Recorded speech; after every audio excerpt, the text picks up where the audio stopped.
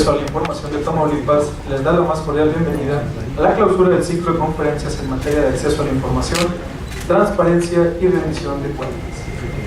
Agradecemos la presencia del maestro Luis Alonso Sánchez Fernández, secretario de Administración de la UAC. De la misma manera, agradecemos a los servidores públicos municipales y estatales que nos acompañan, así como de nuestra máxima casa de estudios, la Universidad Autónoma de Tamaulipas. De manera especial, el ITAI agradece al contador público Enrique Etienne Pérez del Río, rector de nuestra máxima casa de estudios, por las facilidades otorgadas para el desarrollo de esta conferencia magistral. Les comentamos también que esta conferencia se estará transmitiendo vía internet a los centros de excelencia de la UAC, ubicado en la estructura de la Rendición de Cuentas en México, publicado por el Instituto de Investigaciones Jurídicas de la UNAM y el CIDE. Problemas, decisiones y soluciones, enfoques de políticas públicas y políticas públicas. Ensayo sobre la intervención del Estado en la solución de problemas públicos. Fue consejero electoral del Consejo General del Instituto Federal Electoral. Fue gerente internacional del Fondo de Cultura Económica. Es profesor en el Colegio de México y ha impartido clases en la Universidad Nacional Autónoma de México y en la Facultad Latinoamericana de Ciencias Sociales. Ha sido profesor visitante en la Universidad de California en San Diego. Forma parte del Sistema Nacional de Investigadores Nivel 3 y es miembro regular de la Academia Mexicana de Ciencias. También forma parte del Comité Editorial del Fondo de Cultura Económica, del Consejo Directivo de la Comisión México-Estados Unidos para el Intercambio Educativo y Cultural y miembro del Consejo Directivo del Instituto Nacional de Administración Pública, INAP. Le fue otorgada la cátedra Andrés Molina Enríquez de la Universidad Autónoma Metropolitana Unidad Xochimilco. Actualmente es presidente de la Asamblea Consultiva del Consejo Nacional para Prevenir la Discriminación, CONAPRED, y miembro del panel externo de revisión para el acceso a la información del Banco Interamericano de Desarrollo. Damas y caballeros, con ustedes el doctor Mauricio Merino Huerta.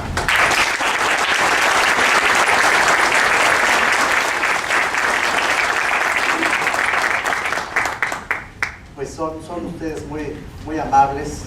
Quiero empezar por agradecer a mi querido Juan Carlos, a los comisionados, y los comisionados del ITAI que han hecho posible este ciclo de conferencias y que no solo ahora, sino me consta de manera sistemática, de manera constante, han promovido la cultura de la transparencia, han promovido la cultura de la rendición de cuentas, del acceso a la información. No es la primera vez, tengo esa fortuna de estar aquí, de estar precisamente en esta universidad, pero invitado por ustedes. Y me consta que el trabajo que han hecho no solamente, y lo quiero decir con toda sinceridad, no solamente impacta a la cultura de Tamaulipas, a la necesidad de perfeccionar la transparencia y los procesos de rendición de cuentas en esta entidad, sino que lo hace todo el país.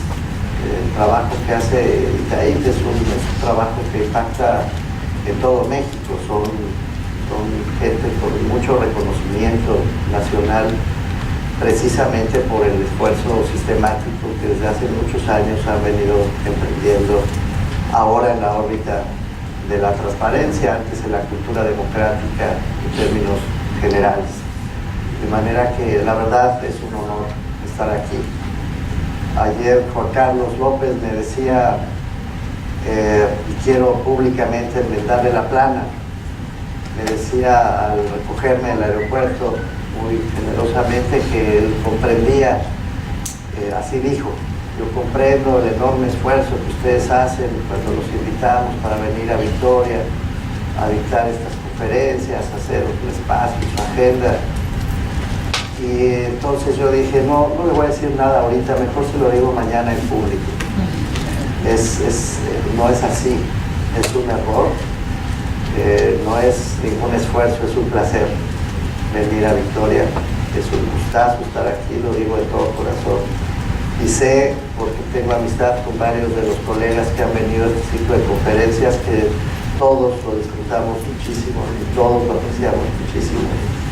Que lejos de ser una especie de sacrificio, es una especie de regalo de la vida para poder compartir con gente realmente interesada en estos temas qué es lo que estamos pensando, cómo lo estamos pensando, y sabiendo que habrá reciprocidad, que cae en buenas manos el pensamiento, que no cae en cabezas vacías, sino en espíritus realmente comprometidos. Así que hago esta rectificación pública, querido Juan Carlos, después del comentario de la noche. Gracias también a la universidad, gracias por su hospedaje, por su promoción, muy agradecido por la presencia de sus funcionarios en esta mañana, y por supuesto gracias a todos ustedes, especialmente a los que están de pie, porque es espantoso escuchar una conferencia de pie. Entonces pues ni modo.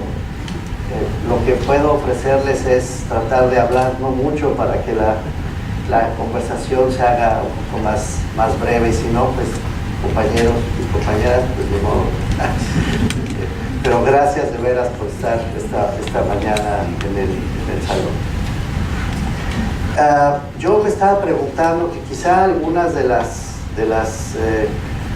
datos que traigo aquí en mi computadora eventualmente podrían conectarse, quizá, pero no quiero armar un alboroto de logística, entonces se los puedo también contar, dar los datos que tengo aquí a la vista para ir documentando los argumentos que quiero poner en la mesa. En realidad, solamente quiero decirles tres grandes ideas, y luego de poner estas tres ideas en la mesa, pues ponerlas a discusión, y si les parece bien, si así el formato lo permite, y comentarlas con ustedes. Estoy absolutamente seguro, además, de que ninguna de las cosas que voy a plantear es nueva para ustedes. Es algo que está en nuestro ambiente intelectual y aún en nuestro ambiente político ya desde hace muchos años, y que por lo tanto hay poco que añadir, aunque sí hay que profundizar, hay que ser cada vez más finos, más precisos en estas ideas, pero las ideas generales no son nuevas. Fíjense, la primera de ellas es que en realidad no hemos logrado pasar de la democracia concebida como una distribución del poder político a través de los votos a una democracia entendida como el ejercicio democrático de la autoridad cotidiana. Esto es, aprendimos y logramos desde hace muchos años en este país, que bueno, a construir procesos electorales cada vez más diáfanos, cada vez más honestos, cada vez más vigilados, cada vez más ciertos en cuanto al conteo puntual de los votos. No quiere decir que sean perfectos, no quiere decir que el problema esté resuelto de una vez y para siempre, no quiere decir que no haya intentos o incluso fraudes logrados, no quiere decir que no haya dificultades en esa materia, pero lo cierto es que México, con un gran esfuerzo, consiguió hacer procesos electorales razonablemente limpios y sin duda aceptables en sus resultados, en términos, insisto, generales. Pero no conseguimos, tras ese enorme esfuerzo institucional, yo diría histórico, que quienes lleguen a los puestos públicos, quienes ocupan los puestos una vez que han ganado las elecciones, devuelvan a través de su ejercicio diario, de la forma en que ejercen la autoridad, el mismo compromiso democrático con el que llegan a los puestos. Yo trato de explicar siempre que un régimen político democrático en realidad se sostiene en dos pies, por jugar con una metáfora pues antropomórfica, digamos. Un pie es el de la distribución democrática de la autoridad, el otro pie es el del ejercicio democrático de la autoridad. En cuanto a la distribución, hemos conseguido un nuevo régimen de partidos, hemos logrado que este régimen de partidos se exprese en prácticamente todas las órbitas de la acción pública mexicana, en todos los ayuntamientos, en todos los congresos locales. No hay un solo sitio en el que no se viva, a veces con una gran intensidad en México, la pluralidad del nuevo régimen político. Apenas ayer comentaba con los compañeros de la prensa y de la prensa vinculada con la universidad. Apenas ayer estrenamos 3 partidos políticos, hay 3 nuevas opciones políticas que ya competirán en las elecciones del 2015. Es decir, hemos conseguido, y debemos sentirnos orgullosos, creo yo, de eso, que el reparto del poder tenga ya una vía institucional razonablemente consolidada. No hemos logrado lo otro. No hemos logrado que la otra pierna del régimen político, la pierna del ejercicio democrático, realmente funcione al mismo ritmo, con la misma velocidad, que se acompase con la primera. De manera que la metáfora alcanza para decir que por ese motivo nuestro cuerpo social se tropieza.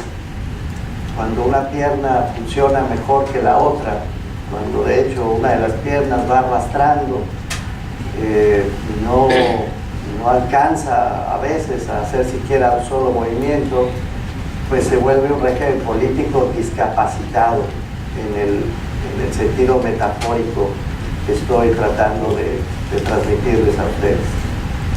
Y es por eso que este régimen político nuestro genera, y esta es la segunda idea que quiero poner sobre la mesa, 3 gravísimas consecuencias en nuestra vida cotidiana.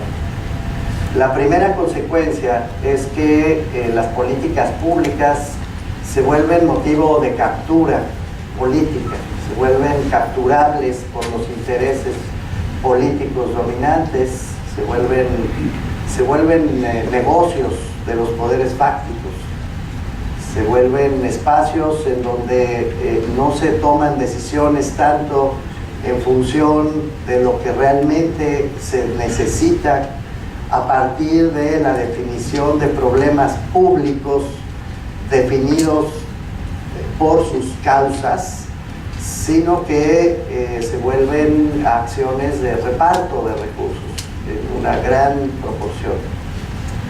Los fenómenos que están asociados a esta mecánica a través de la cual el presupuesto público es capturable son muchísimos. Hay expresiones empíricas lamentables prácticamente todos los días. La primera es a todas luces clara y es la inercia con la que se construyen los presupuestos públicos en México.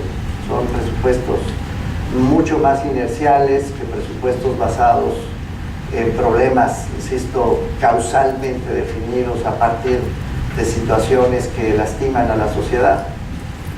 La inercia acaba ganándole a la buena intención de orientar el gasto hacia donde realmente debería ir. Vemos también casos lamentables de asignaciones de recursos basadas estrictamente en relaciones políticas, en relaciones de amistad. Yo tengo muy presente, por ejemplo, el caso de las asignaciones especiales que desde hace ya varios años han venido haciendo los diputados federales a sus allegados, a sus electores, a sus amigos, a través del ramo 23 del presupuesto de egresos de la Federación, un ramo que se considera un ramo para provisiones salariales, para cuestiones extraordinarias, y que sin embargo en los últimos años ha servido para repartir literalmente dinero a los alcaldes y a los gobernadores que tienen relación con los diputados federales que lo asignan, que ha dado motivo a escándalos públicos como el de los moches, tan bien conocido de todos nosotros. Es decir, no solamente hay un fenómeno perverso en el hecho de que los diputados federales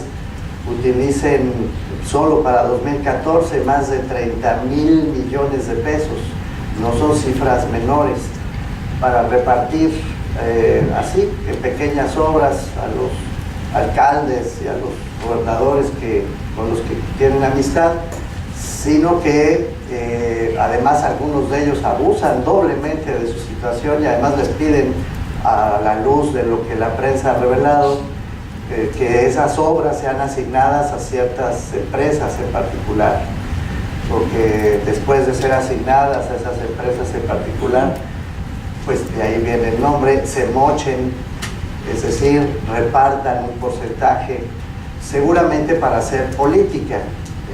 Esta es la mejor interpretación que tengo, no necesariamente para llevárselo a su casa, aunque sospecho que la tentación cuando uno tiene tanto dinero enfrente no debe ser fácil de conjurar, pero por lo menos para hacer política, para llevársela a sus partidos. Hay muchos más ejemplos, lamentablemente no hemos sido capaces de cumplir, también hay evidencia empírica sobre esto, con el ordenamiento básico de nuestra Constitución, que es honrar los derechos humanos de manera completa. Se olvida en México que el artículo 1 de la Constitución, reformado apenas en junio del 2011, ordena que todo el gasto público, no una parte del gasto público, todo el gasto público debe estar orientado por los derechos fundamentales que protege la Constitución. Que todo el gasto público debe ser un gasto que tienda a igualar a los desiguales, que debe otorgarse para que quienes estén en condiciones de desventaja puedan, con la ayuda del Estado, ir corrigiendo esa situación de desventaja paulatinamente.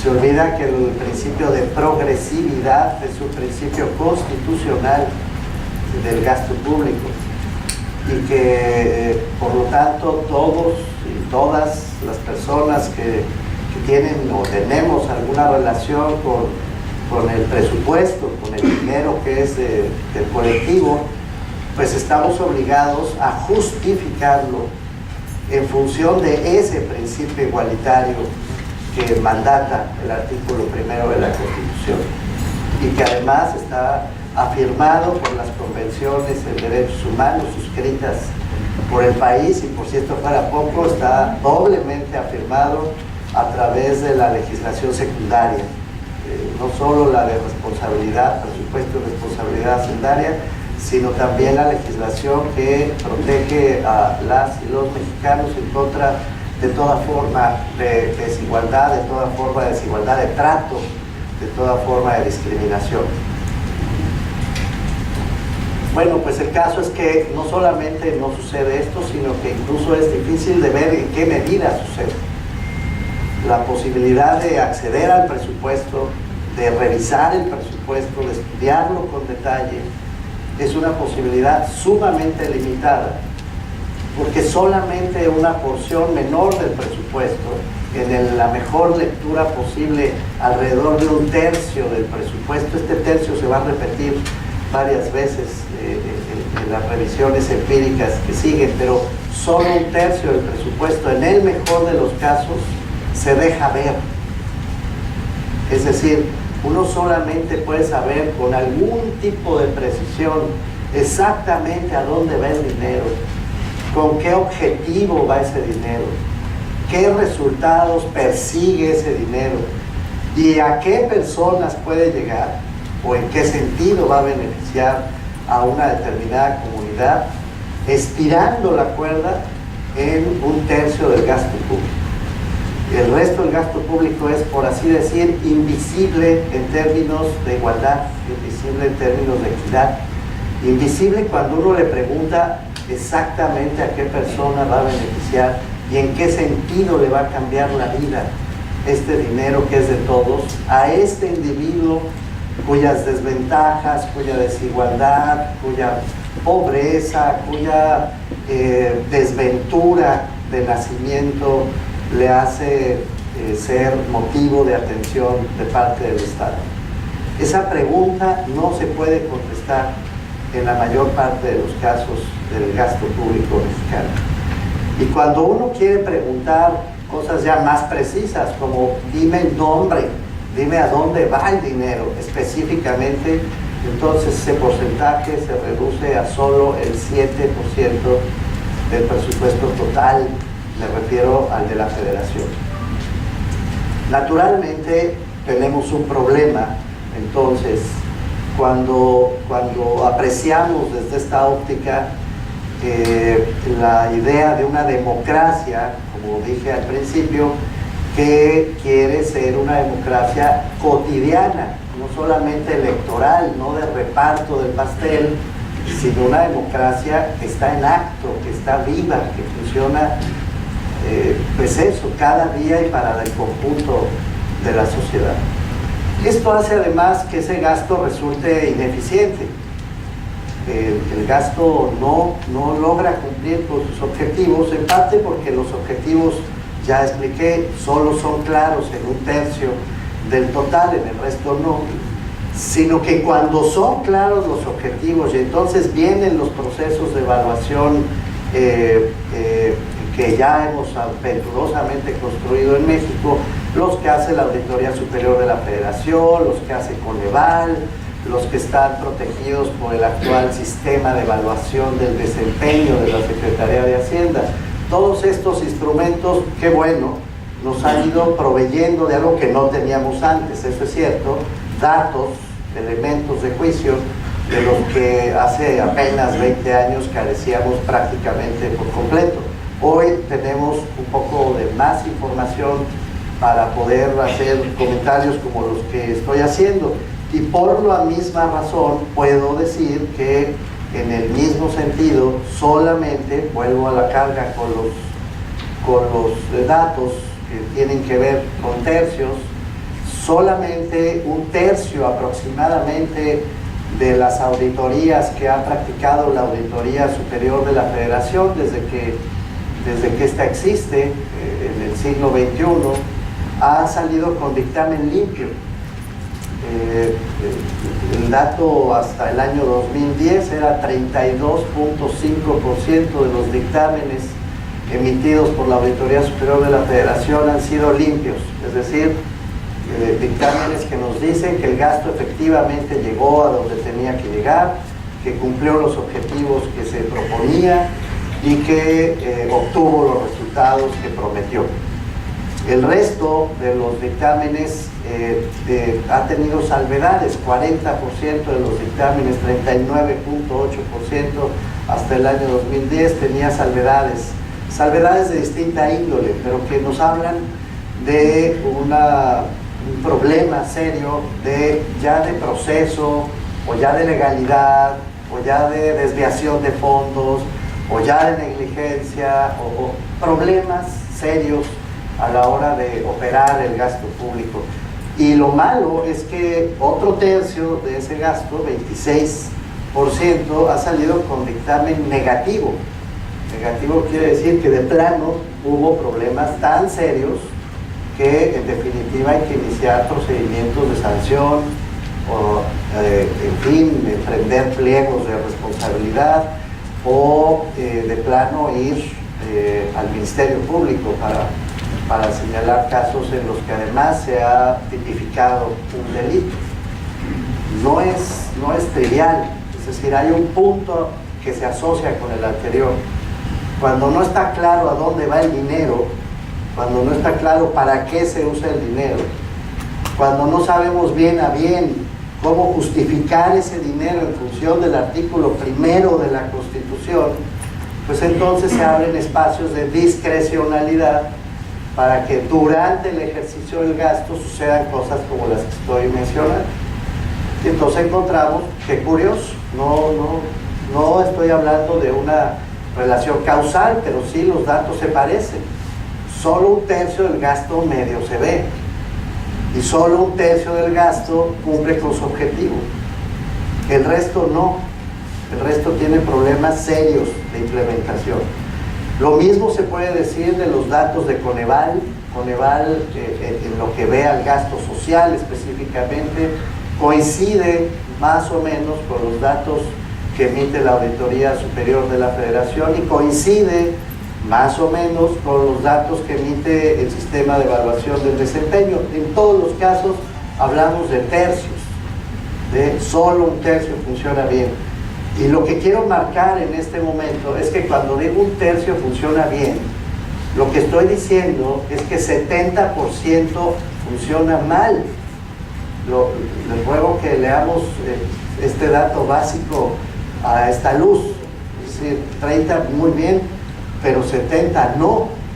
Y no necesito subrayar demasiado cuando hablamos del 70% de las políticas, de los programas, del gasto público mexicano. Estamos hablando de algo sumamente serio, que no está siendo eficiente, que no está siendo suficientemente claro en el cumplimiento de sus objetivos.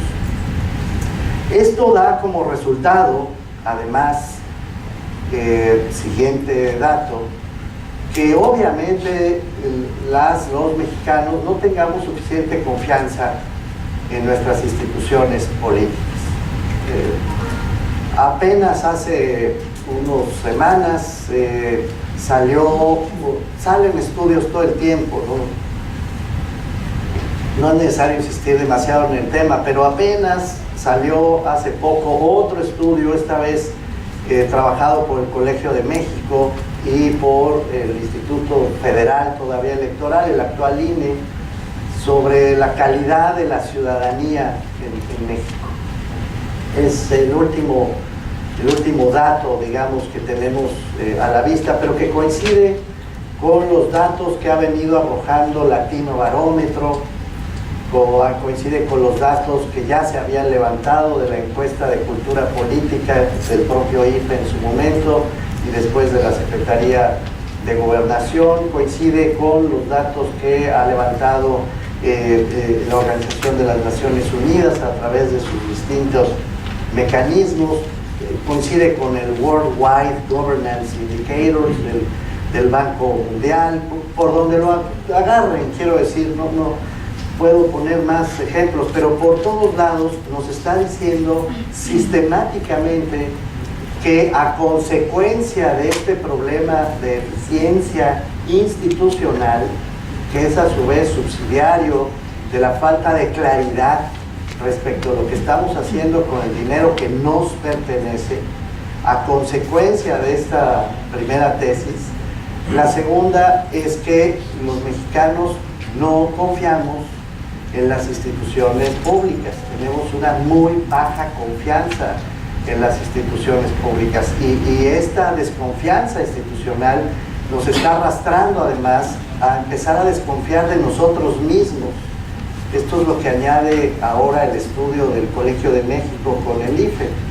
El dato es abrumador, 65% de las personas que participaron en esa encuesta, que es una encuesta estadísticamente representativa de la opinión nacional, 65% desconfía ya no solo de las instituciones, desconfía del otro, de cualquier otra persona. Es decir, tenemos 2/3 de nuestros vecinos, probablemente 2/3 de quienes hoy están sentados aquí para tratar de explicarme mejor. En esta misma sala, si dividiéramos en tercios esta sala, podríamos decir que estadísticamente 2/3 de ustedes mismos no confían en el resto de las personas que están dentro de esta misma sala, aún compartiendo espacios, aún compartiendo lugares de interés. No tenemos confianza en nosotros mismos, esta es la verdad. Vivimos más bien solos, vivimos apartados, vivimos con no solo miedo, sino vivimos con rechazo, que es todavía más grave. Por supuesto, seguimos pensando, y qué bueno, que la democracia es una buena idea, pero pensamos en la democracia como elecciones, como partidos, vuelvo a la carga, como reparto de poder, pero no pensamos en la democracia como ejercicio de la autoridad. Y entonces cuando decimos, ¿prefiere usted la democracia?, la gente dice, sí, es mejor votar y elegir a los candidatos. Pero cuando preguntamos, ¿confía usted en los resultados de la democracia?, entonces el resultado estadísticamente se invierte. La gente no confía en los resultados que está obteniendo de su democracia. Es decir, hemos conseguido, a fuerza de falta de rendición de cuentas, de falta de transparencia, hemos logrado hacer una separación que es absolutamente irracional. Es sí a la democracia entendida como votos, no a la democracia entendida como gobierno cotidiano. Y esta es una separación absolutamente ilógica, si uno lo piensa 2 segundos, porque la democracia solo se justifica si se convierte en el gobierno cotidiano de la sociedad, para la sociedad y desde la sociedad. La democracia como el régimen, ¿se acuerdan? Del pueblo, por el pueblo y para el pueblo. Es decir, es la parte gubernativa la que acaba consolidando este tipo de sistemas. Termino ya, para no aburrirlos todavía más en esta segunda capítulo de la intervención. Me falta otro capítulo, pero hay un capítulo más en este segundo que tiene que ver, por supuesto, con la corrupción. México es uno de los campeones mundiales de la corrupción. Así de simple. No ganamos los partidos, pero desde luego hay que meter a la cárcel a los corruptos, esto indudablemente, y desde luego hay que denunciarlos, ir por ellos, eso sí, pero se comete un grave error cuando se cree que deteniendo al corrupto se detiene la corrupción. Un amigo mío, y este chiste lo cuento cada vez que puedo, Juan Carlos ya lo he escuchado 15 veces, me decía, es como cuando, como si dijéramos, hemos detenido un cargamento con 4 toneladas de chocolate, hemos dado un golpe mortal a la obesidad. Así de ridículo es el asunto. Es decir, cuando uno va por un corrupto, pues sí, detiene al corrupto, pero no detiene el sistema que produjo esa corrupción. Y la corrupción, por lo tanto, se sigue generando. Es sistémica, no es anomalía, no es el producto de una excepción, sino que está en la lógica del sistema. Y como secuela, la ineficiencia, la desconfianza institucional, la falta de resultados y este sentido de frustración que compartimos y que revelan todas las encuestas, que acaba minando incluso nuestras redes sociales, nuestra confianza en nosotros mismos, como explicaba yo antes con los datos ofrecidos por el Colegio de México y el IFE. No confiamos en nosotros, claro, en un descuido se lleva mi computadora, ¿no? Y entonces todo esto va generando una dinámica muy perversa.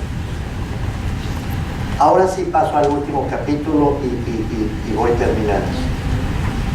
Si todo esto que estoy diciendo no es demasiado atrabiliario, si los datos que pongo en la mesa no son digamos, contestables, no son dignos de hacerse a un lado a través de otro tipo de evidencia empírica, yo creo que no lo son. Entonces lo que tenemos que hacer es construir un sistema de rendición de cuentas que pueda contrapesar al sistema que ha generado esta lógica de corrupción, de desconfianza y de desapego democrático en el que estamos viviendo. Es decir, el asunto no es operar solo sobre la superficie, sobre lo que se ve, y entonces hay un corrupto a la cárcel, porque ya no solo es corrupto, es tonto, porque claro, solamente así se puede capturar a alguien en estas condiciones, ¿no? Es decir, dejó una estela de tal magnitud o guardó el dinero en su cuenta de banco única. Leía yo con ironía el caso, ¿no?, del no sé qué magistrado, no me acuerdo ni del nombre, que puso 3 millones de pesos en su cuenta y 6 millones a sus cuates. Digo, además de corrupto hay que ser medio ingenuo, voy a decir, para no decirlo de otra manera, que o de plano ya hay una cuota de cinismo brutal ahí que no me van a pescar nunca, pues entonces puedo casi traer dinero en mis maletas. No es así como se tiene que combatir este fenómeno, porque entonces el fenómeno se va a seguir reproduciendo. no es haciendo campañas, lo digo con todo respeto, de educación cívica, ¿no? Yo lo viví muchos años, tuve el privilegio de trabajar para el INFE por años, y nos dolíamos en aquellos años porque hacíamos talleres como estos y trabajábamos literalmente, llegamos a trabajar con miles de gentes cuando uno reproducía las cifras. Pues eso, ¿no? Invocando valores de tolerancia, de democracia, de responsabilidad, de solidaridad, los valores de la democracia. Pero esas mismas gentes salían 2 pasos a la calle y entonces se llegaban a pasar un alto, inmediatamente eran extorsionadas por el policía de turno o lo que tocara, ¿no? Eso es la parte fácil, hay cosas mucho peores, como bien sabemos. Esos hechos, esos actos cuentan mucho más que 200 talleres de educación cívica, esa es la verdad. Por lo tanto, está bien que haya talleres de educación cívica y está bien perseguir a los corruptos, no me malinterpreten, por favor. Eso está bien hacerlo. Lo que estoy diciendo es que no es suficiente, que no alcanza para resolver el problema. ¿Qué sí alcanza? Bueno, yo pienso que tenemos que trabajar cada vez más y trabajar con mucho cuidado en la construcción de al menos, es un decálogo en realidad, y es un decálogo complejo, pero al menos propongo que nos pongamos serios respecto, por ejemplo, la producción de documentos. No es mucho pedir. Oiga, usted tiene poder público, no en el sentido de notario, quiero decir, usted tiene atribuciones, usted actúa a nombre de otros. No está ahí porque usted construyó su empresa. Usted es el secretario de Obras Públicas, por ejemplo. Usted no inventó la empresa que se llama Secretaría de Obras Públicas, o lo que sea. Usted está ahí porque el país lo puso ahí, porque tiene usted una responsabilidad pública. Entonces está ejerciendo dinero que no le pertenece. Y está, cada vez que usted se sienta ahí, está actuando a nombre de otros, de terceros. Así que no me venga usted porque es empresario, porque usted se va a cuidar por el secreto, porque es muy importante su trabajo. No, no, no, usted está a nombre de los demás. Así que por lo menos debe usted documentar lo que hace. No le pido más, documente lo que hace. ¿Ha tomado usted una decisión? Documéntemela. ¿Ha tenido usted un acuerdo que va a cambiar un proceso? Documéntelo.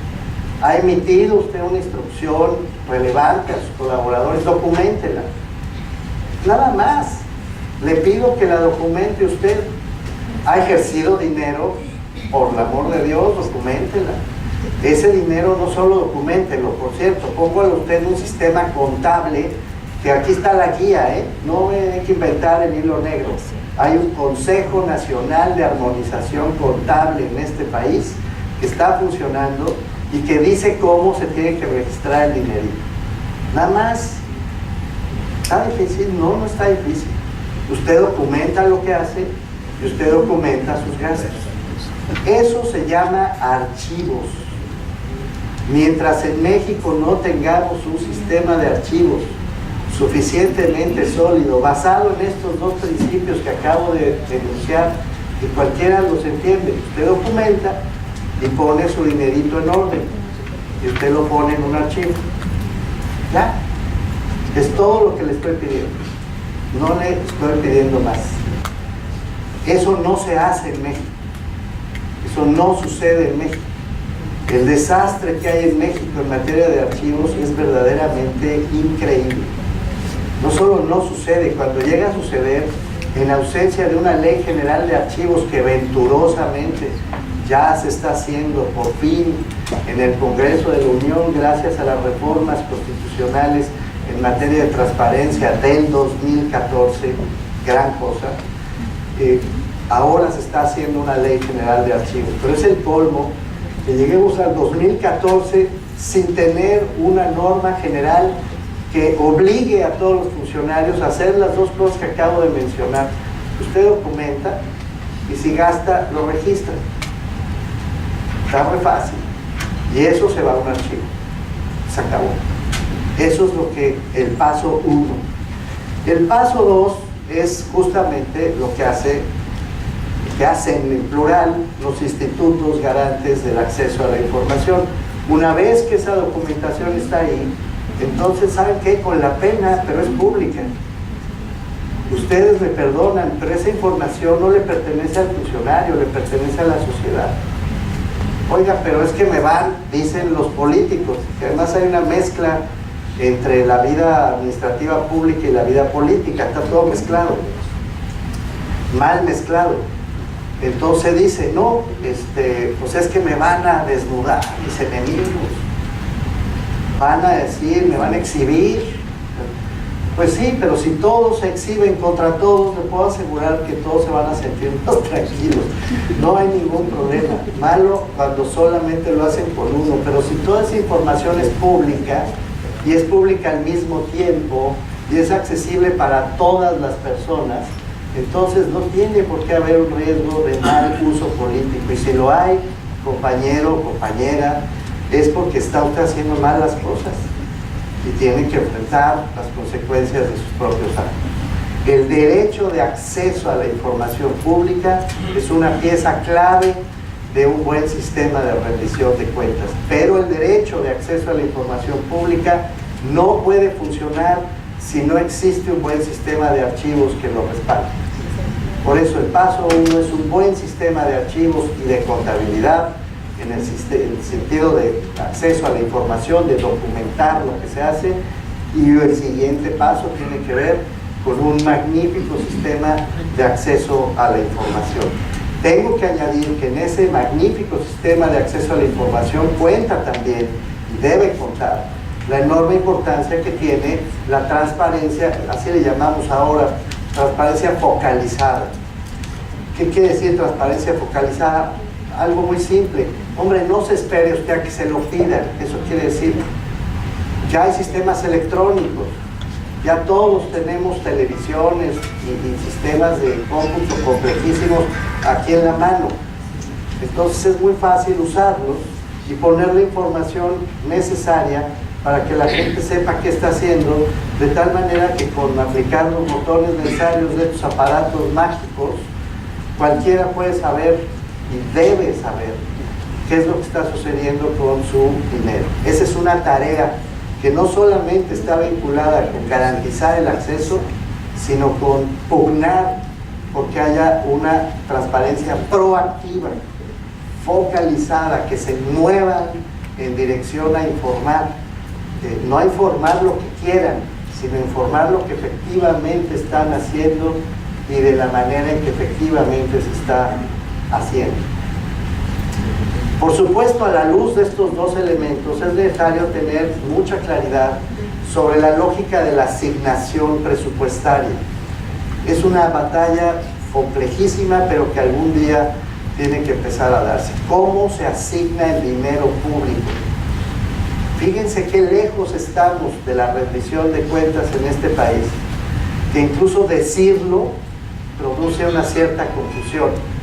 El problema de la no rendición de cuentas empieza desde la asignación del presupuesto, desde el momento en que nadie nos dice por qué este dinero se fue para acá y no para allá, por qué se asignó esta obra y no esta otra, por qué se puso en este sector y no en este otro, cuál es la justificación de la orientación del gasto en el país. Nadie nos lo dice. La justificación es política, pues porque así la mandó el gobernador y así la pelearon en la Cámara y hubo negocias y hubo 50,000 millones de pesos para el ramo 23. Un amigo mío, con un toque de pragmatismo y aún de cinismo político, me decía, oye, pues 50,000 millones de pesos para que te aprueben todo el presupuesto es barato. Y sí, tenemos que preguntarnos por qué va el dinero ahí y en qué sentido va el dinero ahí. Y ese no es un asunto menor. La asignación presupuestaria forma parte de un sistema de rendición de cuentas que se precie realmente de cerca.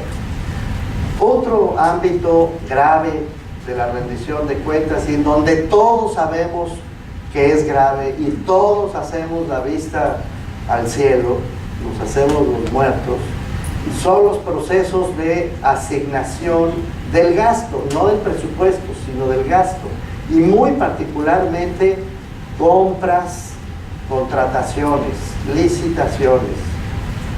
Todos sabemos que ahí está buena parte del problema. Sabemos que los bases técnicas, los términos de referencias, las juntas de aclaraciones, sabemos que los montos de asignación directa, no por licitación pública, sino de asignación, sabemos que los candados que se imponen a la contratación, sabemos que la selección previa de empresas es el gran negocio que se hace todos los días en este país. Y es sin embargo una de las zonas de mayor oscuridad que hay en México y en todos los niveles de gobierno. Ahí además están las presiones fácticas, ahí es donde actúa el crimen organizado, ahí es donde se ponen funcionarios a modo para repartir el dinero. Lo sabemos de sobra, todos lo sabemos, está documentado. Nadie se puede llamar a engaño en esa materia. Y sigue sucediendo. Es decir, sabemos que el antídoto para que eso empiece a dejar de suceder es rendir cuentas. ¿Por qué le diste a esta empresa? ¿Por qué dice esta empresa que es más barata que lo que el mercado ofrece? ¿Cuál es el valor de mercado de las cosas que estás comprando?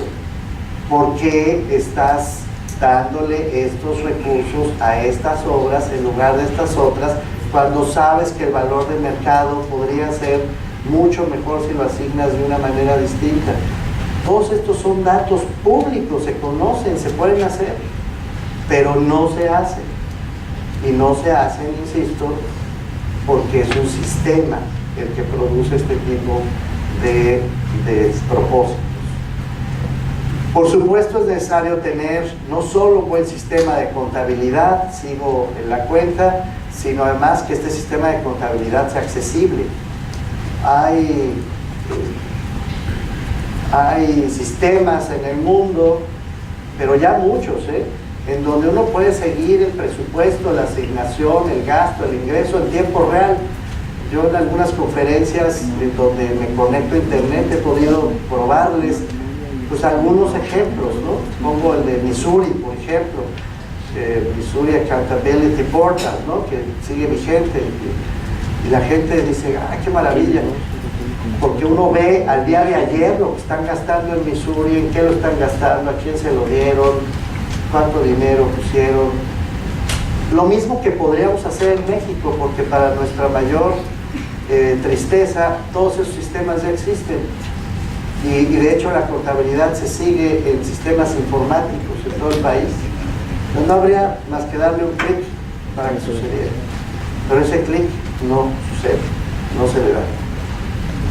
Tenemos además que hacer un muy buen sistema de monitoreo y evaluación. Comprendo que es un tema mucho más complejo, mucho más difícil, pero monitorear y evaluar las políticas públicas es parte de un sistema de rendición de cuentas. Y por fortuna hay metodologías y hay mecanismos, indicadores que nos permiten ya estandarizar un muy buen sistema de monitoreo y evaluación. No me detengo demasiado en esto, es más técnico, pero lo que quiero decir es que monitorear quiere decir eso. Usted se comprometió a hacer mejor educación y dice usted que es una institución, pongo un ejemplo, yo vivo en una de ellas, así que no tengo empacho en decirlo. Usted dice que va a producir conocimiento, usted dice que va a permitir que ese conocimiento se expanda a través de su alumnado, que tiene que ser un alumnado de alta calidad. Usted dice que va a mejorar, por tanto, su divulgación de la ciencia, más o menos. A ver, vamos a monitorear. Entonces, si usted dice que va a producir conocimiento, quiero saber cuántos investigadores están produciendo conocimiento, cuánto nos cuestan esos investigadores y en dónde están publicando, qué tipo de conocimiento generan. Porque resulta que si no están generando conocimiento suficiente, pues hay un problema. Así que evalúo y digo, este y este están de vagos o no están haciendo lo correcto y hay que apretar las tuercas. Para eso se evalúa, para mejorar. no para castigar, no para buscar responsables. No se trata de buscar culpa, sino de buscar compromiso. La palabra culpa nos hace daño, la palabra compromiso no. Necesitamos comprometer a la gente en los resultados, pero no podemos comprometer a nadie si no tenemos manera de monitorear y de evaluar, etc. Es solo un ejemplo, podría poner, y de hecho tenemos muchos más. No lo hacemos. Y no lo hacemos porque no estamos acostumbrados a que nos califiquen. Y se necesita un buen sistema que cierre el ciclo a través de procesos de fiscalización. Es decir, que revisen que todos estos procedimientos, desde el archivo, pasando por la información pública, por su proactividad, por buenos sistemas de asignación presupuestaria, por buenos sistemas de asignación del gasto, por buenos sistemas de monitoreo y evaluación, concluyen con un muy buen sistema de fiscalización que nos permita regresar y convertir esto en un sistema. Sistematizar quiere decir procesos, quiere decir conexiones de sentido entre esos procesos que persiguen un resultado común. Un sistema no es un asunto fragmentario, un sistema está conectado entre sí.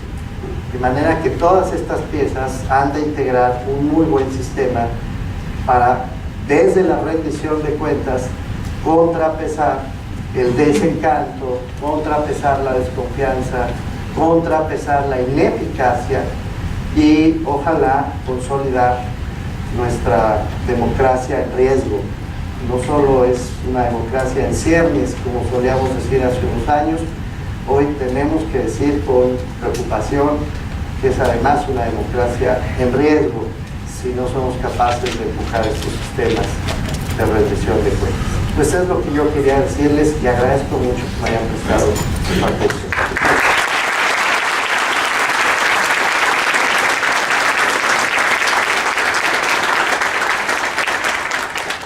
Agradecemos nosotros su participación, doctor Merino, y bueno, creo que en esta ocasión sí habrá suficientes preguntas y respuestas. El tema está muy interesante y en este momento abrimos esta etapa de preguntas y respuestas.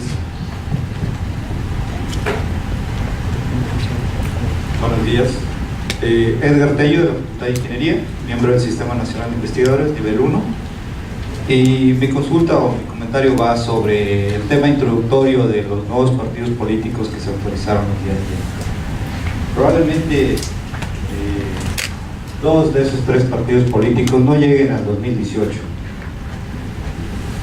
Y el problema aquí surge en que es bueno tener más partidos políticos. Se refiere usted a Morena, naturalmente.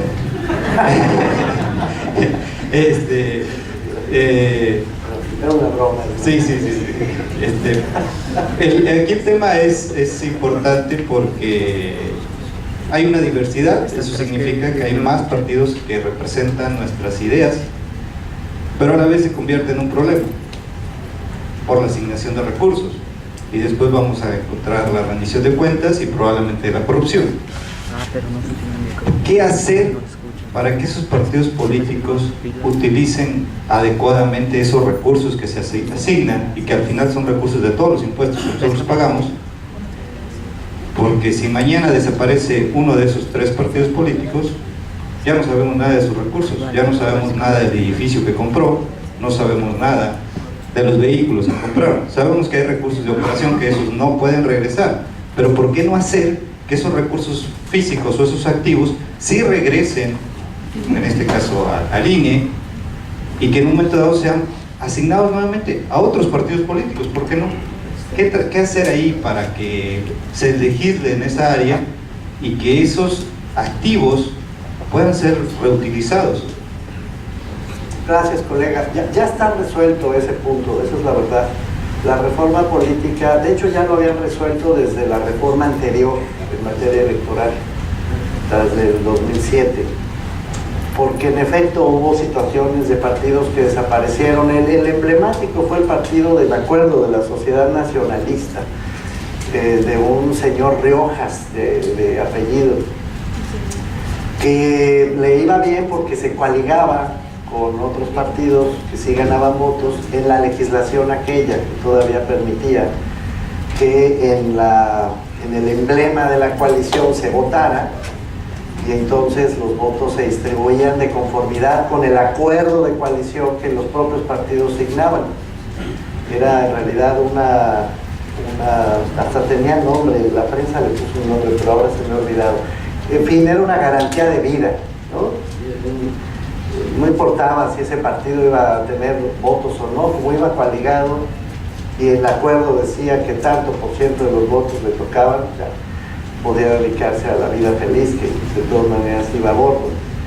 Eso llevó a fuertes escándalos y en su momento hizo que el Partido de la Sociedad Nacionalista, entre otros, desapareciera. El de la Sociedad Nacionalista es especialmente necesario para esta explicación porque justo fue el que generó el escándalo al que usted alude. Si se fueron y no había un mecanismo legal claro para poderle devolver al país lo que ese partido había construido. Hubo que irse sobre el señor Riojas en particular, que por supuesto se dio a la fuga y en fin, pasaron cosas horribles como siempre al respecto. Se corrigió la legislación en el 2007, se corrigió en dos sentidos. Se corrigió para evitar justamente que un mismo emblema en la boleta, avalado por un acuerdo electoral previo, garantizara la vida de los partidos chiquitos. Eso se eliminó ya. Entonces hoy los votos valen para quien los gane y deben ser asignados exactamente como los ciudadanos lo ponen en la boleta. De hecho hay un riesgo, porque si en la legislación actual, si usted tiene una coalición de 3 partidos, A, B y C, y el ciudadano por error pone A, B y C en la boleta, ese voto vale para el candidato, pero hay que, digamos, hacer una especie de prorrateo para los partidos, vale 1/3 y no tiene el mismo peso. Así que hoy eso está corregido. También está corregido lo otro. De hecho, hubo un tiempo en el que estaba corregido a nuestro favor. Usted y yo somos miembros del Sistema Nacional de Investigadores. Entonces, las multas que se imponían a los partidos iban a CONACYT, a pagarle a usted y a mí nuestro complemento salarial, compañero. Así que nos convenía, decía yo, que los partidos cometieran faltas, porque entonces así el CONACYT tenía más dinero para poder pagar a los investigadores nacionales. Está corregido en la reforma política. No existe la posibilidad, y de hecho la nueva ley de partidos está ya también establecido, que al crearse un nuevo partido, todo el patrimonio que genere ese partido, todos los recursos que les sean otorgados en caso de perder el registro, deben devolverse. Es decir, son parte del patrimonio del Tesoro Nacional, de la Tesorería de la Federación. Así que afortunadamente eso está salvado ya. Lo que no está salvado, pero ese es creo que otro tema, es el hecho de que los partidos políticos tienen, esa es mi opinión sincera, todo el derecho de formarse. A mí no me parece una mala noticia, con sinceridad, que haya nuevos partidos. No me parece mala noticia que haya candidatos ciudadanos. No me parece una mala noticia que el régimen político desde el plano electoral se abra, haya más espacios, más oportunidades. No me parece mala noticia que haya competencia electoral. No estoy seguro de que vayan a desaparecer 2, como usted afirma, o 3, o se vayan a quedar todos. Eso lo decidirán los electores y la estrategia política que tengan los dirigentes de esos partidos, ya hablando en serio. Así que pues eso está por verse. Lo que no me gusta es que sigamos confundiendo los planos, justo como expliqué al principio de esta intervención. Una cosa es que haya opciones partidarias para llegar, y otra cosa es que cuando llegan al poder, consideren el poder como su patrimonio propio. Eso es lo que está mal. No es su patrimonio, no llegan ahí a repartir puestos públicos, no llegan ahí a servirse del botín, no deben hacerlo, quiero decir. Eso es lo que ha torturado el sistema político mexicano por años, y es lo que nos tiene en esta condición de corrupción en la que estamos viviendo. Muy bien, en la parte de atrás tenemos una pregunta y seguimos. ¿No se escucha? Sí, está prendido. ¿Escucha? Escuche. Mire, algunas preguntas al respecto de su exposición. Se nos ha ejemplificado muchos de los procedimientos que tienden a reformar las formas de asignación de recursos para que exista responsabilidad en el uso de los mismos. ¿Puedo preguntarle su nombre? Ah, sí, mire, mi nombre es Héctor Capello, Capello. también del Sistema Nacional de Investigadores, Gracias. profesor de esta universidad. Gracias. Mire, nos ha dado muchos ejemplos de muchas formas nuevas para poder establecer una relación entre lo que se otorga para ciertos financiamientos y las formas de controlar el uso, ¿verdad?, de esos financiamientos. Pero afirma también que a pesar de que existen estos instrumentos, no se cumple. Es decir, que hay una oposición por parte de aquellos que deberían de cumplirla a hacer realmente lo que la ley les está indicando. Y habla usted sobre el problema de la corrupción. El segundo aspecto es que también nos habla sobre el tipo de democracia que hemos estado desarrollando, que corresponde a una democracia muy peculiar, una democracia de partidos, y que no tenemos todavía así más que algunos barruntos de una democracia ciudadana, que sería el siguiente paso. Entonces mi pregunta al respecto es de si se quieren realmente aplicar todos estos modelos de control, ¿verdad?, para el uso de los fondos públicos y la responsabilidad de los mismos. Aparentemente lo que pasa es que se requiere voluntad política para implantar estos procedimientos, y en relación a eso, en tanto a voluntad política, se requiere de alguna manera también una forma nueva de codificar el poder. Es decir, y en este aspecto creo que nos encontramos sobre la necesidad de cambiar nuestro sistema político. Es decir, primero, ¿verdad?, ver qué instituciones realmente actuales son obsoletas y se requieren modificar para lograr un nuevo modelo político que permita realmente códigos éticos de la función pública y que se ejerza, ¿verdad?, sus consecuencias de incumplimiento. Entonces esta es la pregunta, es decir, ¿cuáles serían los modelos o qué modelo político sería el deseable para transformar esta forma de aceptación pasiva de la corrupción como modo de vida de las instituciones políticas? Gracias, profesor Capello. Creo que ha hecho por lo menos 3 preguntas en una sola intervención, de las que logro captar. Uno, es los mecanismos sí se cumplen, profesor Capello. Es decir, las instituciones que hemos creado durante estos últimos años para darle viabilidad a la democracia en su ejercicio cotidiano han sido muchas. No es que México se haya quedado atrás en la creación de instituciones dedicadas al tema. Se creó la Auditoría Superior de la Federación, se creó el Consejo Nacional de Evaluación de la Política Social, el Coneval, se ha creado el Instituto Federal de Acceso a la Información Pública y los institutos análogos de cada una de las entidades. Se han creado organizaciones que incluso agregan a estas, como el CONAIP, la Conferencia Mexicana de Acceso a la Información Pública. Se ha creado el sistema de carrera en el año 2003. Se creó la autonomía del INEGI, el Instituto Nacional antes de Estadística, Geografía e Informática. Se le dio plena autonomía constitucional. Hoy tenemos un Instituto de Estadística y Geografía que es autónomo constitucionalmente y que ha venido funcionando bien. Se creó el Sistema Nacional de Archivos. Hoy mismo está en el Congreso de la Unión pugnándose por la aprobación del Sistema Nacional de Fiscalización que ha encabezado la Auditoría Superior de la Federación. Se produjo la Ley General de Contabilidad Gubernamental, etc.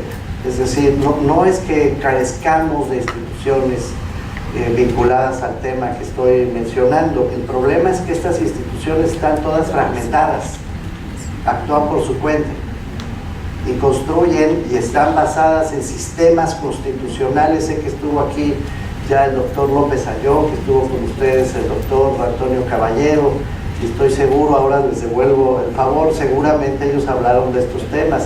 En la Constitución Política Mexicana no están integrados estos sistemas. Usted tiene en la Constitución Política Mexicana, hasta donde yo alcanzo a ver, profesor Capello, al menos 5 sistemas relacionados con nuestro tema que están completamente separados, lo cual es absolutamente ridículo. Usted tiene el Sistema Nacional de Planeación Democrática. Se supone que a partir del Sistema de Planeación Democrática, Plan Nacional, programas, y de ahí programas presupuestarios, se estructura todo el gasto.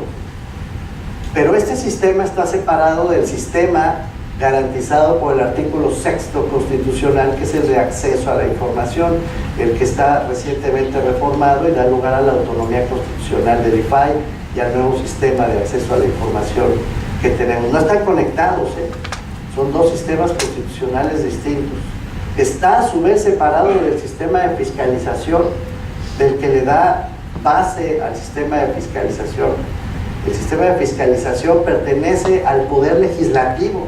Se lo encuentra usted en el capítulo correspondiente al Poder Legislativo, porque está ahí, inserta la Auditoría Superior de la Federación, pero no está conectado con el sistema de presupuestación, que a su vez es otro sistema que está anclado en el 134 constitucional. No tiene nada que ver.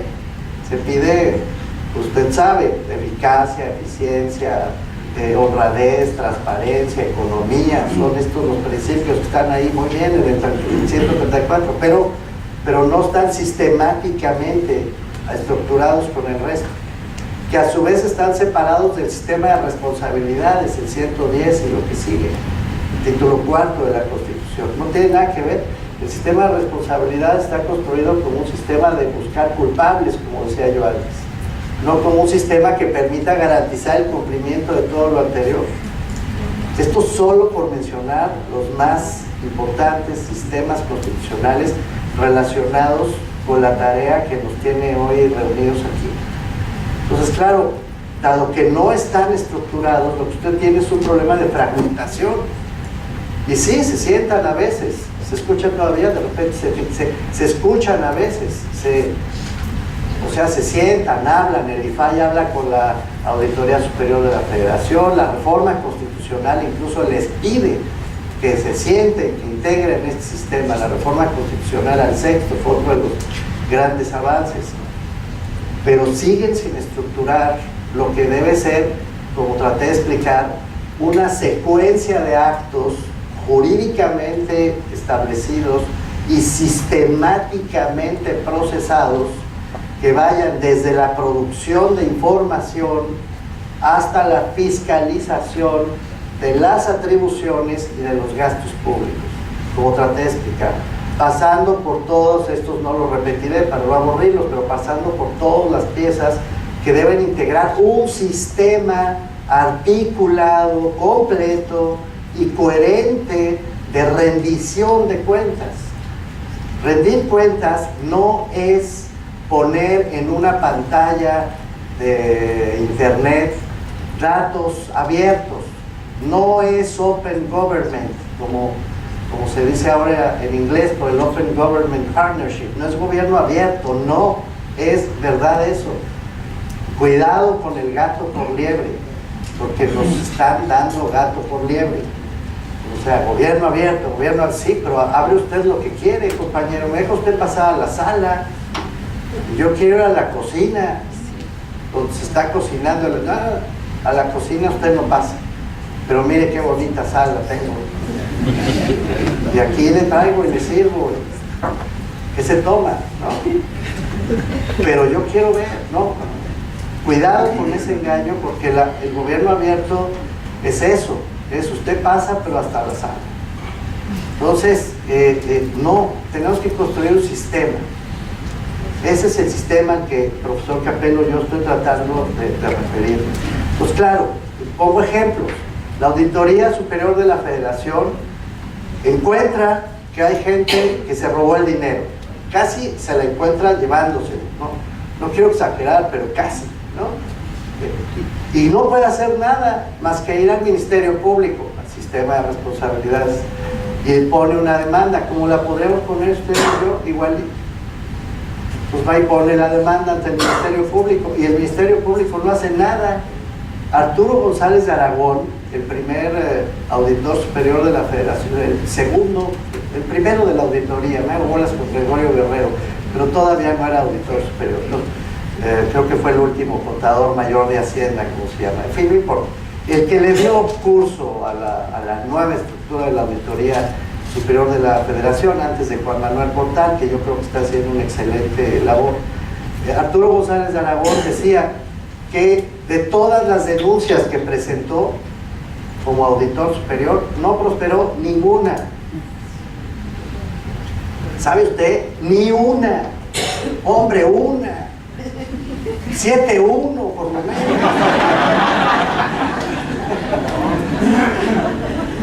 Pues nada, 0. Y cuando uno revisa los informes de Juan Manuel Portal de la Auditoría Superior de la Federación que acaban de salir, ve que, bueno, algunas averiguaciones ya se abrieron, creo que son 3, no me crea mucho, pero no es nada, porque los sistemas están desconectados. No sé si logro transmitirle la idea. Hoy el Archivo General de la Nación, otro de las grandes piezas de este sistema, tiene la obligación de hacer de empujar la Ley General de Archivos. Tiene que conectarse con los institutos de transparencia de los estados. No quiero presionar a mis amigos porque sería injusto, pero lo voy a hacer de todas maneras. Y ya se pusieron de acuerdo con el archivo y con el sistema de archivos de Tamaulipas. ¿Sí? Estuvimos reunidos hace 2 días y con el Archivo General tenemos un convenio de vinculación. Pues más vale que el señor gobernador sepa que le va a costar una lana.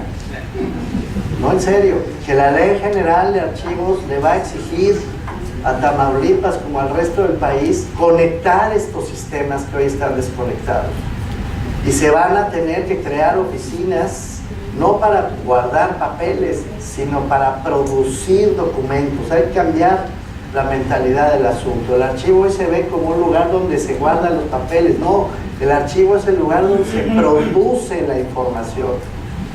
Y tiene que haber muy buenos sistemas de archivos de trámite, muy buenos sistemas de archivos de concentración y al final excelentes archivos históricos. Pero si no se producen expedientes que vayan contando la historia de cada una de las decisiones, eso es un archivo. Un archivo es la historia de una decisión tomada, desde que se inicia la decisión hasta que concluye y cierra. Eso es un expediente de archivo. Se cuenta una historia, por eso son tan padres cuando uno los conoce y los vive, son apasionantes incluso. El archivo se vuelve, pues eso, las venas de la administración pública. Pero todo eso hoy está desconectado, profesor, por eso es que no funciona. Funciona por separado, está todo fragmentado, no integra un sistema. Entonces eso es muy malo. Ahora, yo no estoy apelando por una democracia ciudadana, sino por el ejercicio democrático de la autoridad, que es otra cosa. Porque la idea de democracia ciudadana a la que usted invoca produce debates y no quiero meterme en ese debate, aunque debo invitarlos a todos. En octubre la Red por la Rendición de Cuentas va a hacer su seminario anual, lo hacemos cada año, en octubre siempre, y esta vez viene Pierre Rosanvallon al seminario, entre otros. Ha aceptado venir Rosanvallon, veo que lo conoce usted, la obra de Rosanvallon. Rosanvallon y Tomás Piketty son franceses, como su nombre lo indica, pero además trabajan, sabe usted, casi cubículo con cubículo. Piketty es este que escribió El Capital en el siglo XXI, que ha puesto de cabeza a los economistas tradicionales, sobre todo los de orientación anglosajona. Y Rosanvallon es el que habla de esta idea de la counter-democracy, que es una fea palabra, en español suena contrademocracia, entonces, ¿no? Suena como feo. Hay que encontrar una traducción feliz a la idea. Pero la idea es muy buena. No es democracia ciudadana la que propone Rosanvallon, sino la capacidad de los ciudadanos para supervisar al poder, cada quien en su papel. Y esta es una idea muy poderosa, que yo creo que además permite contestar y enfrentar la idea según la cual la sociedad civil se está colando por la ventana, mientras que la clase política entra por la puerta. No, ni puerta ni ventana. La clase política es la responsable. La clase política es la electa.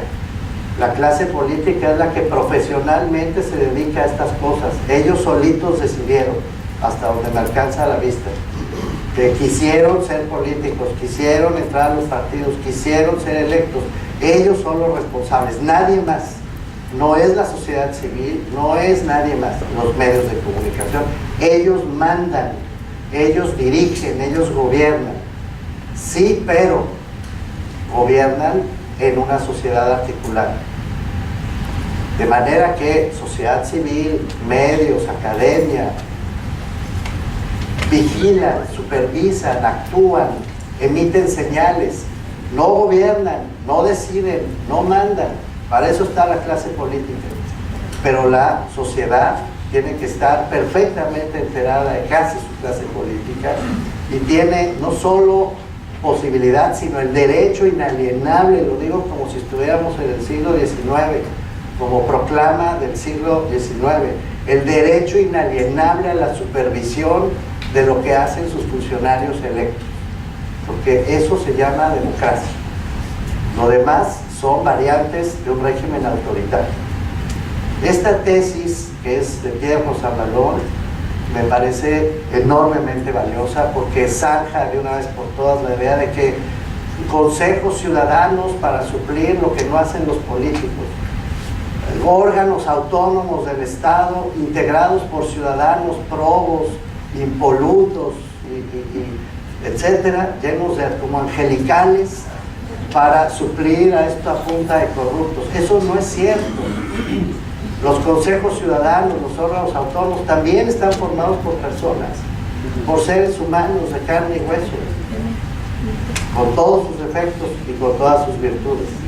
Lo importante es marcar la responsabilidad política de la clase política, señalar que tienen el mando, pero son responsables de lo que pasa con ese mando. Y la sociedad civil debe tener todos los espacios, primero para que las cuentas se le rindan a la ciudadanía y segundo para poder reaccionar frente a las cuentas que reciben.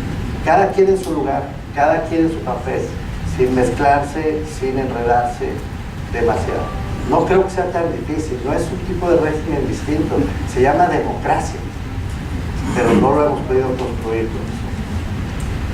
Gracias por sus preguntas. Muy bien, atendemos a nuestra última pregunta y con esto cerramos este espacio. Ricardo Puebla. Maestro, le quiero preguntar, ¿qué opinión tiene sobre la pugna entre federalismo y centralismo en torno a las facultades que se concentran en autoridades federales u órganos autónomos nacionales, propiamente en los temas políticos y de transparencia?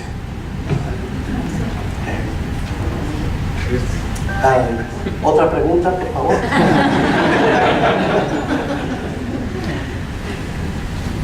Es muy complejo, profesor.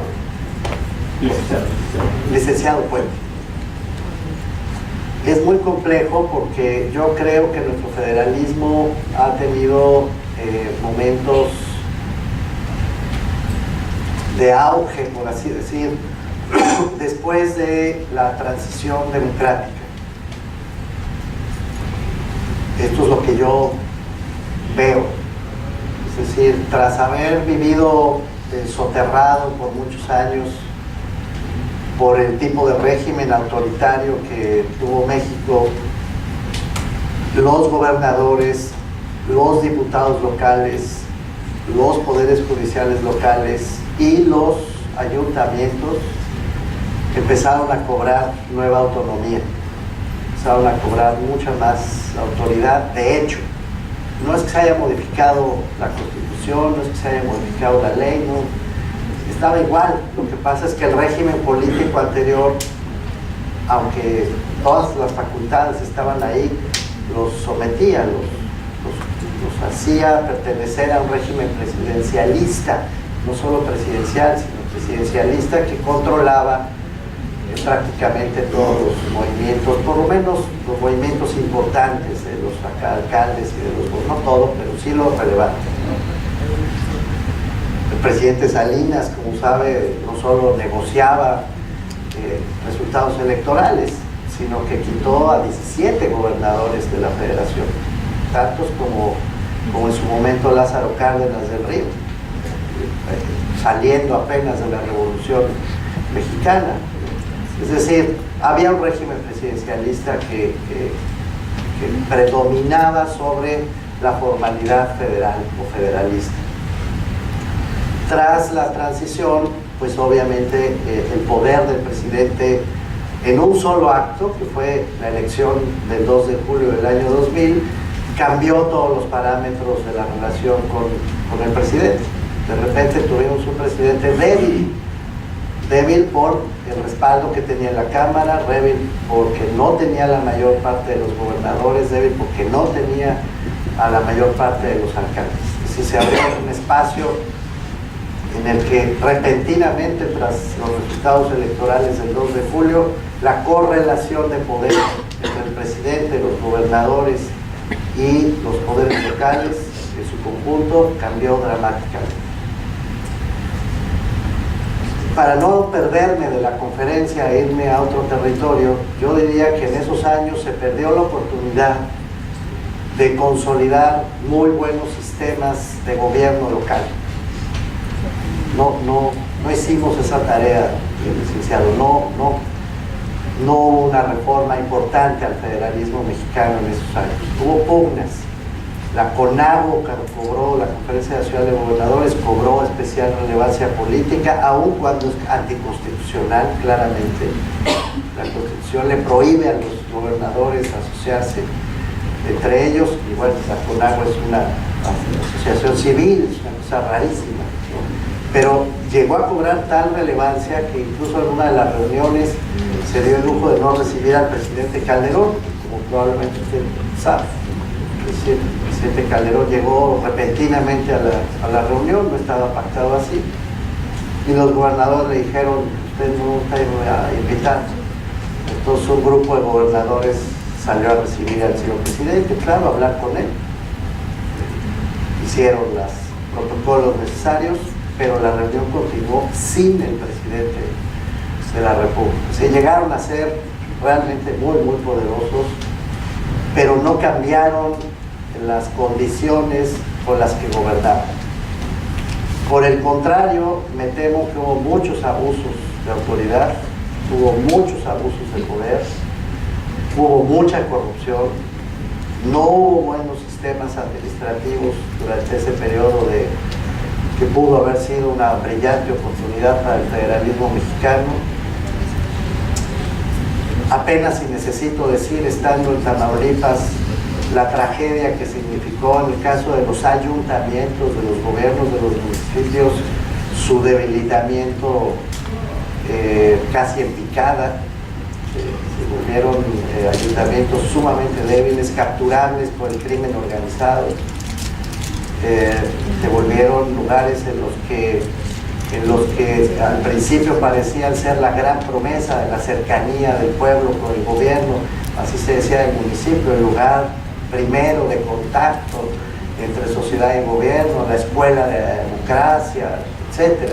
Una visión romántica, por así decir, del ayuntamiento, que cuando obtuvo un espacio de libertad se vino abajo, y hoy son los culpables de casi todo. Hoy, ante la opinión pública, los municipios parecen culpables de la inseguridad, por la corrupción de la policía local, parecen culpables de la falta de servicios, parecen culpables de la falta de solidaridad social. Sí, se les culpa prácticamente de todo, empezando por el problema de la seguridad. Todo este renuevo que hoy estamos viendo del centralismo político es indudable. Estamos de regreso al centralismo político, no hay ninguna duda sobre esto. Me parece que está fundado en esta crítica y en esta pérdida de oportunidad que hubo en los primeros, digamos, 10, 12 años de este siglo XXI para renovar el federalismo. Se perdió esa oportunidad Y en cambio, tras el regreso del PRI a la presidencia de la República, las cosas volvieron a su lugar tradicional. Es decir, la mayoría de los gobernadores, 64% de las personas que vivimos en este país estamos gobernadas por el PRI. De ese tamaño es el predominio del PRI. Y por lo tanto, del presidente de la República sobre las estructuras que representan ese 64%. Pero al mismo tiempo hay un impulso intelectual, mediático, social, que le quiere quitar poder a los gobernadores. Entonces se lo quitó a través de la creación del Instituto Nacional Electoral. O sea, se lo puede quitar en un descuido, todavía no está resuelto, a través de la Ley General de Transparencia a los propios órganos garantes de las entidades si se descuida. Se lo quita con la autonomía de la Fiscalía, la nueva autonomía de PGR, digamos, de la nueva Fiscalía. Se lo quita con la posible creación de una Comisión Nacional Anticorrupción, si es que llega a cuajar, y tendría jurisdicción sobre todos los municipios, sobre todos los estados, para llegar directamente a castigarlos. Se lo quita con la Ley General de Contabilidad. Es decir, 11 diferentes órganos autónomos se han creado en los últimos meses. Es impresionante. Y todos están articulados con una misma visión de centralizar las principales decisiones políticas del país. Ahora, ¿quiere esto decir que los gobernadores son menos poderosos que ayer? Ahí ya no voy tan lejos, licenciado Puente, porque me parece que los gobernadores, paradójicamente, incluso si quiere contradictoriamente, siguen siendo enormemente poderosos. Siguen siendo enormemente poderosos porque su poder no deviene de las instituciones formales, sino de las redes informales del poder local, y deviene del uso del presupuesto público. Mientras esos gobernadores puedan seguir repartiendo dinero a través de obras o directamente, mientras puedan seguir nombrando puestos y por lo tanto asignando los salarios correspondientes, mientras puedan seguir haciendo favores políticos, van a seguir siendo enormemente poderosos en su espacio local. Y vamos a tener que tomarnos un respiro, licenciado, para saber qué tipo de federalismo es el que queda después de todo esto. Lo que sí le puedo decir es que ya no es el federalismo ni remotamente, ni lo que soñamos que podría llegar a ser, ni lo que fue con el régimen anterior. Tenemos un federalismo muy raro, la verdad.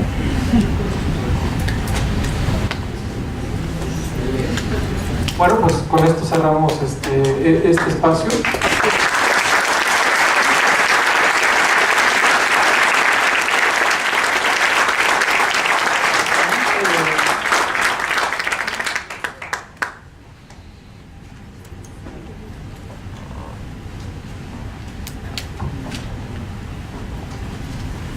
Amigos todos, gracias por su presencia.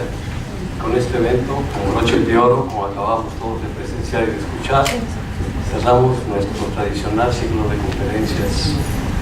El ITAIT se siente orgulloso de todos ustedes.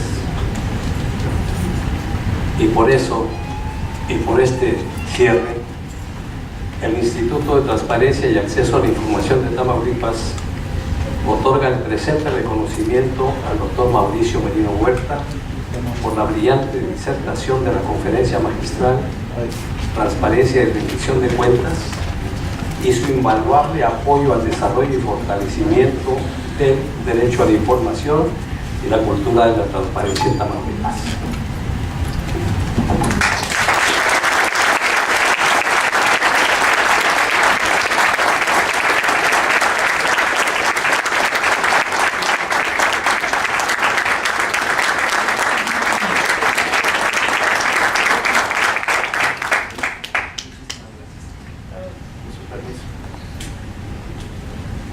Bueno, pues les agradecemos su asistencia y estaremos comunicando.